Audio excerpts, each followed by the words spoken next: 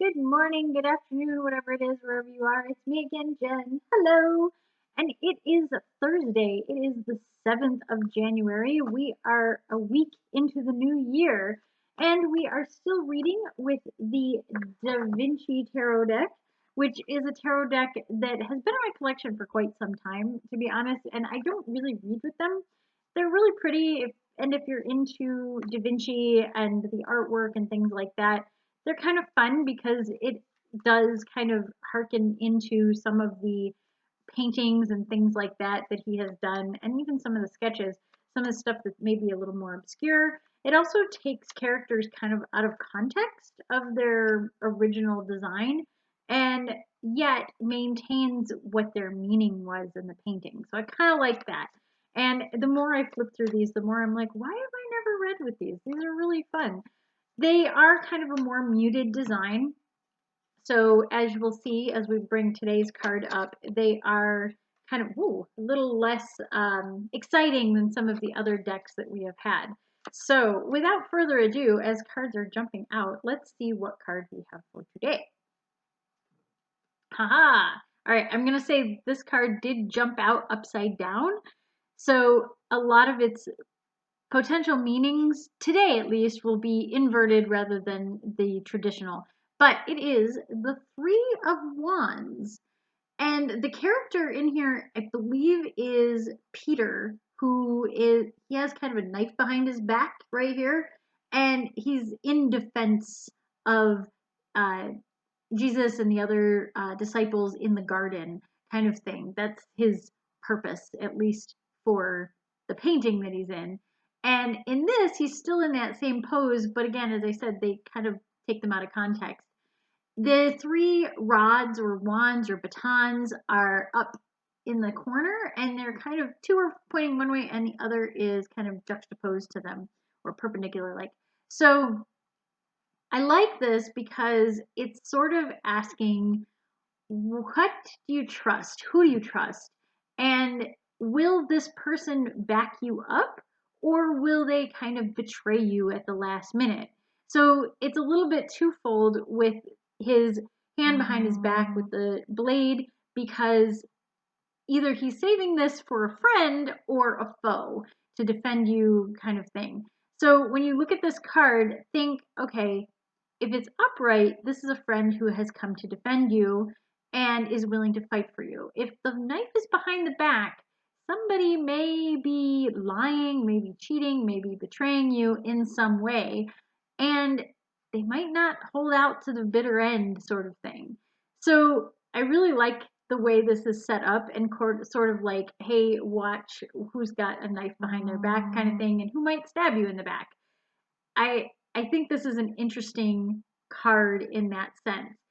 The other thing that the three usually means when it comes to a more traditional Three of Wands is kind of a passing into something new.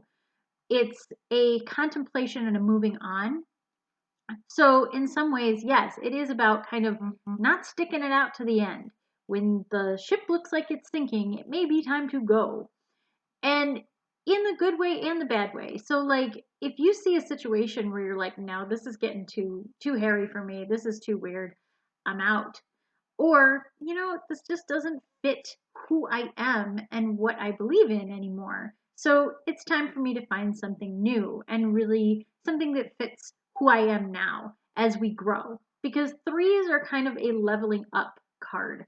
So when we have the ones, it's a start, twos are a balancing act, and threes are, all right, I've weighed the pros and cons, time to decide, time to make a decision on what we're going to do, which is, of course, leading us into the four, which is stability.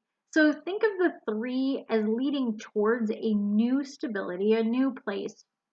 And that sometimes takes work and knowing who to trust and when to trust them and for how long to trust them. So look at all of those things in terms of threes. And especially with this card, I love the look on his face. He's got great expression. I think that's true of most of these cards that I've seen so far, is that Da Vinci was great with facial expressions and also with hand gestures.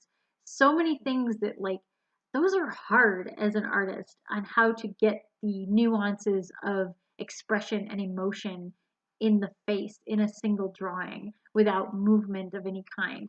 So I really like that. I think that this is a really interesting card. That said, remember, there are a few questions that we want to ask ourselves with every one of these cards. So let's take a look what this Thursday, this Three of Wands has to say. And, oh, I'm getting so much better at flipping to the right section of this now that I have bookmarks. All right. So the Three of Wands, the questions you want to ask yourself, kind of journal about, that kind of thing as we are in a new year. What is your plan B? What is the next step if you are like trying to figure out what to do? If you think, oh, well, this is totally going to work out, just in case, what's your plan B? What's your second thought? Also, what am I overlooking and how can I plan for contingencies? So I do like this because, again, that 3 is about planning to get that stability. If you don't have stability right now, how do you get it? And that's with figuring out how to plan for contingencies.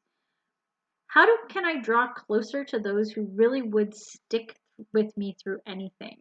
So I think this is really great, especially at the beginning of the year. Who are your standby people? Who's your like squad? The ones your ride or dies? Who are these people in your life? And how do you become closer with them? And how do you make them feel like, hey, I'm with you as well? Because part of finding people who are going to be with you to the end is being with them to the end and knowing that you can do that. And I think that's a really important lesson. So I like those questions. I think that's really interesting. And I also absolutely think this card is a really good example of all of those questions. So that's kind of cool. It is a little less traditional than what I've seen for the Three of Wands, but that's not to say it doesn't work. Again, with this one, I would say this deck is probably not for newer readers, but if you think you know what you're doing and you like DaVinci, this might be a fun deck for you. Also, it seems like maybe if you know a lot about biblical stories and stuff like that, because more than one so far have had kind of a biblical bent to them, which that's because in the time when DaVinci was drawing and doing things, some of the more prevalent stories were biblical. So I hope that you enjoyed that Thursday card. And until next time, please stay safe, stay healthy, stay happy, and enjoy the rest of the week. I will see you tomorrow. Bye!